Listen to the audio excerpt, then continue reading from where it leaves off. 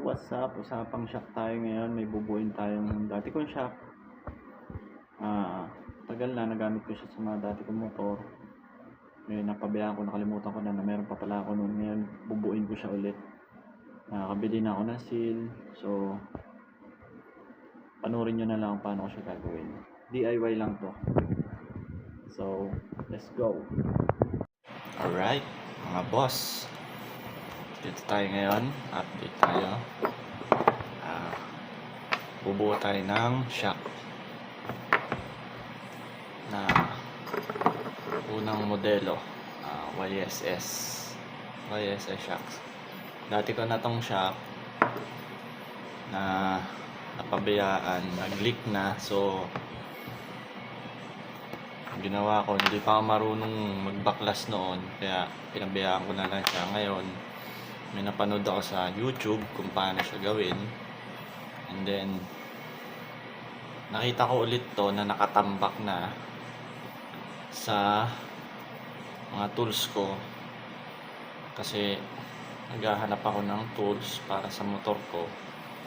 And then nung nakita ko siya, nung napanood ko sa YouTube kung paano mag restore, eto. Una, noon nagkaroon siya ng leak dito sa susi ko. Karoon siya ng leak. So kailangan ng palitan ng seal, oil seal. Kaya naman pag-isipan ko na buuhin siya ulit. Eto siya. Ito yung dating nakalagay dito, yan. So may leak na to. Tsaka malaki na yung butas. Yan, titignan dito sa kabilang side, malaki na yung butas. So nakabili ako nito sa Shopee. Wala dito sa lugar namin Namili ako sa Shopee.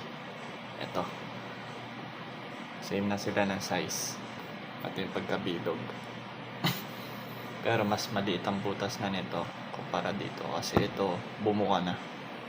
So try kong buuhin para magamit ko siya ulit, kasi yung stock shock ko is lundo na. Kumbaga suspension na lang yung gumagana, yung spring na lang. Wala na siyang kumbaga hindi na nalaban. Kapag nalubak ka talagang napakalambot na. So kesa itapon ko to, nung nakita ko, try ko na lang i-restore, buuhin ulit. Namili na ako ng oil seal nya, tsaka tuti para ilalagay natin dito. So bubuin ko na muna siya. Pakita ko lang dati niyang itsura is madumi talaga. Medyo nalinis ko na to ng konti, bahagya. Well, di ko ma-perfect kasi yung iba talaga matik, nanigas na yung dumi, tulad ng mga yan, nanigas na. So punas-punas na lang. Ito, bumper ng shock para dito. Nakalimutan ko naman bumili, pero pwede pa to. So mag-start na akong buuhin siya para mapalitan ko na yung stock shock ko. Dati ako naka-RCB, binenta ko na. Bala ko talaga kasi mag-stock shock. Ang problema, yung shock ko nga wala na rin. So ito naman, binenta ko na yung Racing Boy ko dahil gusto ko sanang magmalaki din ang gulong, dahil masyadong malaki yung spring nun. Kung babalik ako ng 100 by 80 sa likod, tumatama siya sa spring. So ganun din to, pero pansamantala. Siguro mas maliit lang, mas mataba lang yung RCB, mas malapad. Pero ito kasi medyo maliit ng konti. Sana umubra. So kabit ko muna, update ako mamaya kapag nabuo ko na siya. So dyan lang kayo. Alright, update tayo. Nalagyan ko na siya ng langis, napalitan ko na rin siya ng seal, nilagay ko na rin yung lock.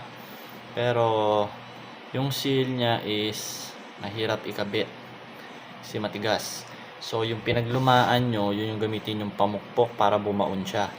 And then sakto lang, tatantyahin nyo. Tapos ito kasi may lock to dito, gantong klase. May lock siya dyan.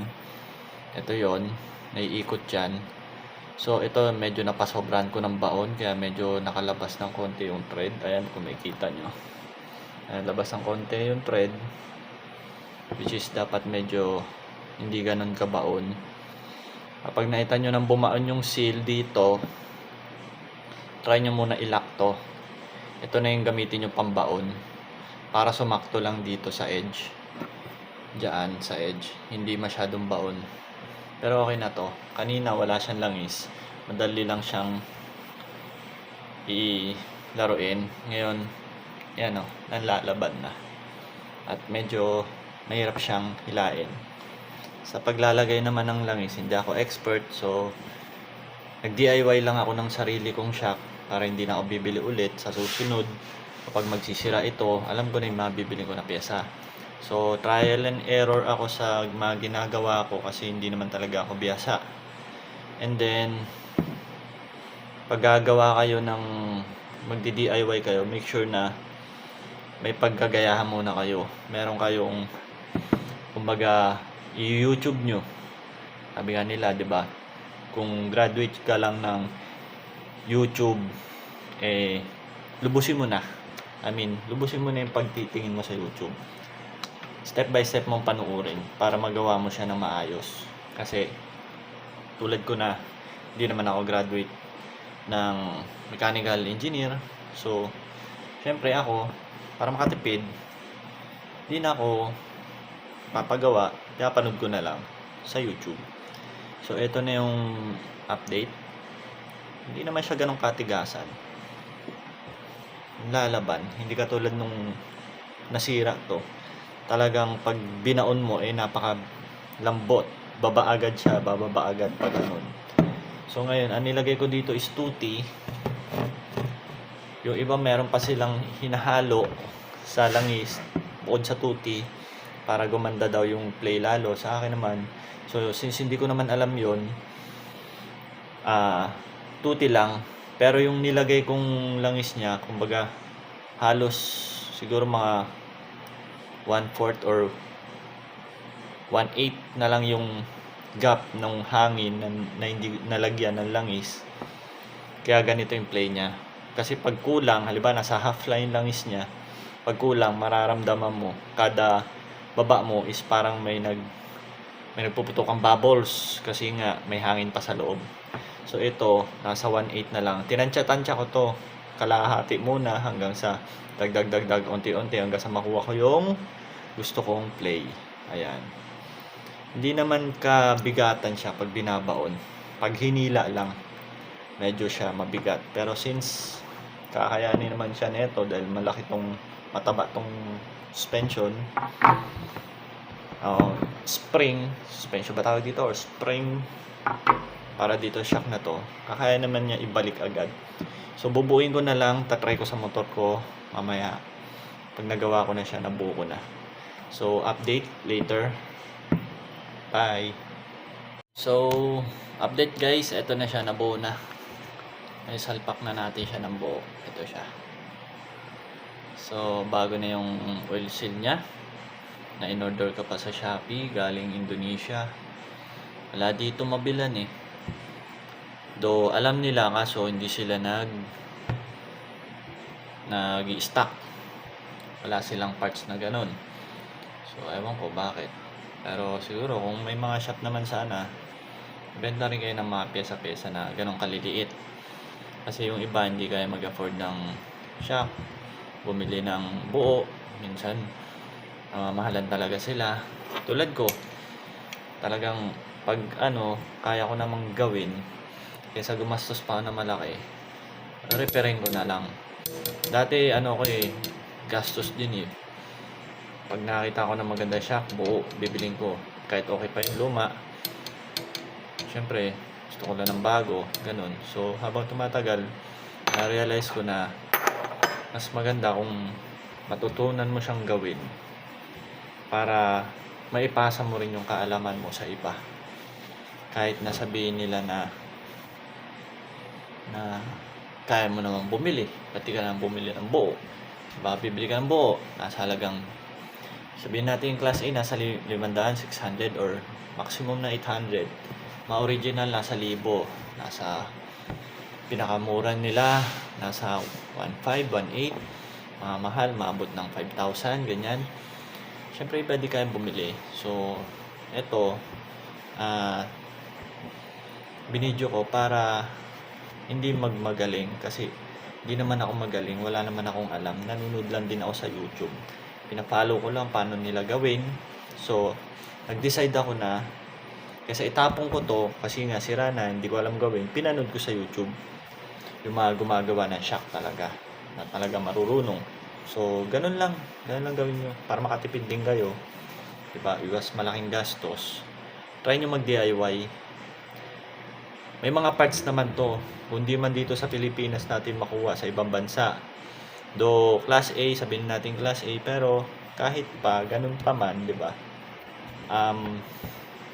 Mahalaga makakatipid kayo. Tsaka bukod sa makakatipid kayo, syempre ano siya, yung iba naman kasi quality rin. Wag lang dun sa mga parts na iba, pagdating sa carburetor, ganyan, yung mga maliliit na parts na ganun, genuine na bilhin nyo, kasi minsan talagang pag sumablay yun, di mo na magamit, diba, nalo-lost thread agad yung mga tornilyo ng mga jettings, ganyan. So yung mga medyo komplikado, original na bilhin nyo. Pero ito, do kahit naman to class A, nakita ko naman yung quality niya, mukhang makapal siya pati yung spring na nakapalupot doon sa bilog nung oil seal, makapal. So tingin ko tatagal. So hanggang dito na lang. Ito yung nabuo natin, old version ng YSS. Mura pa to noon, mahal na siya ngayon. Kaya alagaan nyo kung anong meron kayo, and ride safe. Ciao.